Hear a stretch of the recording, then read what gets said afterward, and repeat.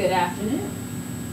Did you know that for the first time in history, we are working with 4 different generations all under the same roof? Try telling your grandparents what to do. Today, we'll develop effective generational communication so that you will be heard and understood the very first time. I'm Leslie Poe.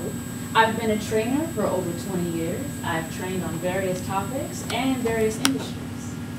In order to be effective at generational communication, we're going to touch on 3 key points. The first one is, what are the 4 generations? Second, what is the impact on business? And third, what actions can you take today in order to have better communication at work? By the end of this presentation, you will be able to get your point across more clearly and faster, no matter who you're talking to. So are we ready to get started? Let's get started. Point number 1, what are the 4 generations?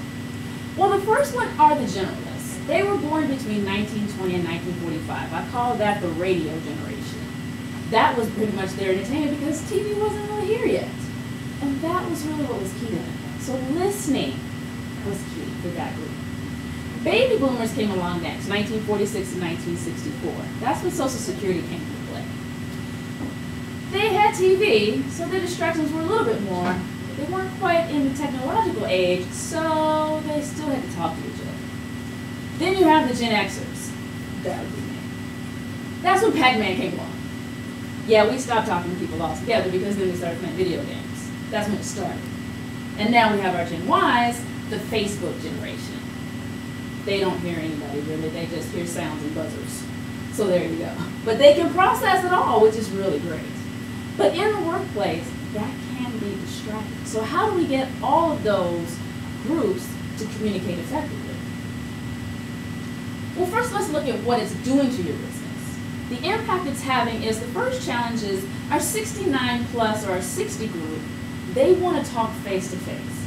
They don't want to talk on the phone. They are of a hug generation. They want a personal relationship. They know you. They grew up with you. They were in your neighborhood. The 50, 40-year-olds, they are on the telephone. Now they too don't really want emails, but if they pass you in the hall, they're going to want to talk to you. But they won't necessarily go to your office to enforce the face-to-face, but they do want a more personable interaction. But then you have your 30 to 40-year-olds, such as myself, who I don't really want to talk to you at all, honestly. Really. Send me an email, I don't want to talk to you, unless I absolutely have to. If you talk to me in the hall, I'll be friendly, but I'm really going to hurry up and get what I got to get done because I need to get back to my email because I have about 100 of them written in my inbox. Then you have your 20 to 30-year-olds, your Gen Ys.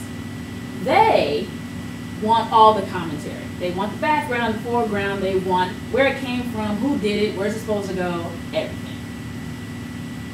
That is a challenge. And how that's impacting our business is that it's causing overtime and missed deadlines because of all the communication back and forth and we don't understand what each other is saying. The other challenge that we're finding is that every generation has its own lingo. So sometimes there are words that come out that have unintended responses. I'll tell you a quick story. I was a trainer once in a large group, and I was training on how to avoid interruptions.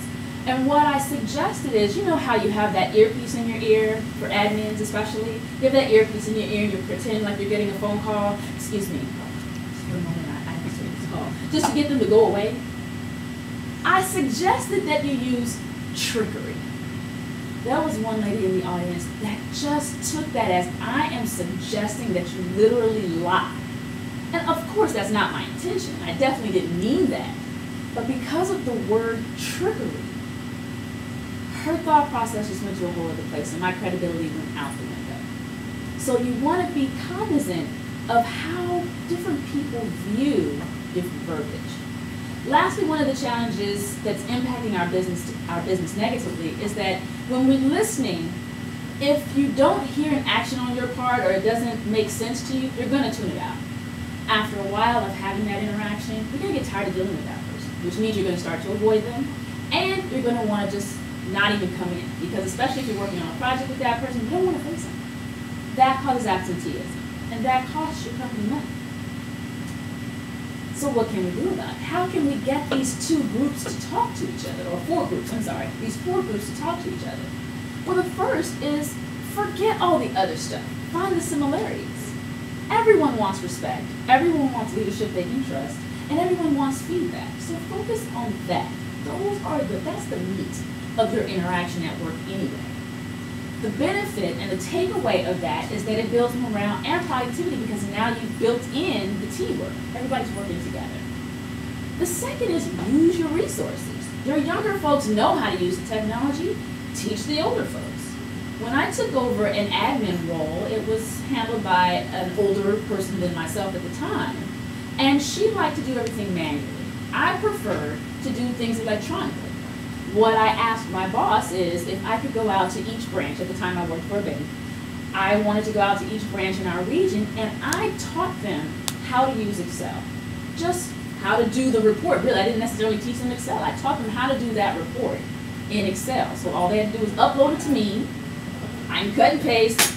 Report's done.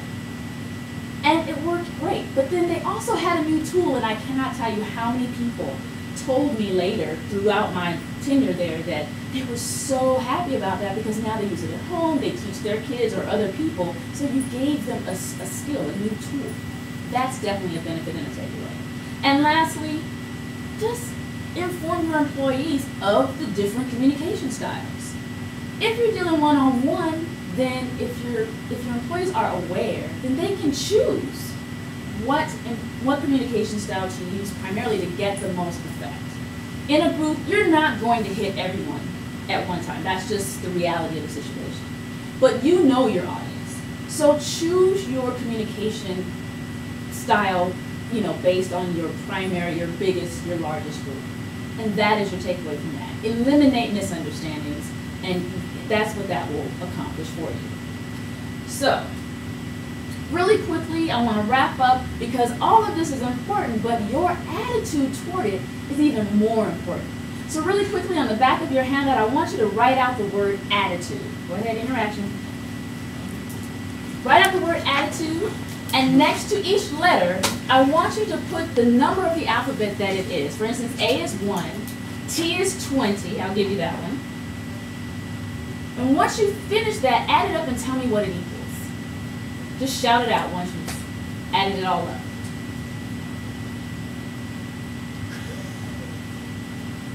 Can you give us U? Well, U comes after T, so that would be 21. No. Sorry. T, yeah.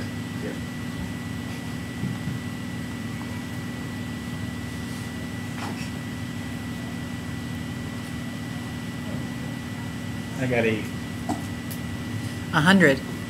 It equals 100. Dang. Literally. Attitude really is literally 100%.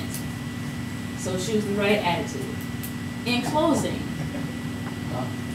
we did and found out the 4 different generations. We learned how to develop effective communication, and we touched on all 3 points. What are the 4 different generations? What is the impact it's having on your business? And what are the actions you can take away today? So now you have learned how to get your point across no matter who you're talking to. Who has the first one?